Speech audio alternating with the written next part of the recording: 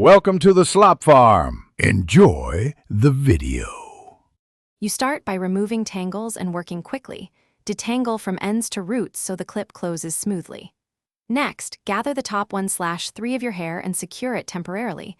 This reduces bulk while you handle the heavier bottom section. Choose a sturdy claw clip about 2.53 inches wide. You want enough grip to hold density. Once done, hold the remaining hair at the nape with one hand. This gives you control as you move. With the bottom section in hand, smooth it and begin a loose clockwise twist. You keep tension at the roots so the shape holds without pulling. Once the length is twisted, fold it upward toward the crown, tucking the ends under the twist so there's a small tail left to anchor. Open the claw clip wide, press the teeth over the twist base where hair layers meet, and close the clip with steady force. Make sure the pressure is distributed evenly so weight won't slide out. Finish by checking balance. Feel at the crown and nape, then adjust stray strands for a clean silhouette. If you have tiny flyaways, use a light hold or dry texture spray to add grip.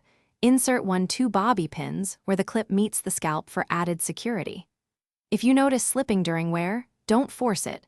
Retwist a bit tighter or swap to a larger claw clip to distribute weight. A quick re-anchor fixes most problems and keeps your style comfortable all day. Thanks for watching.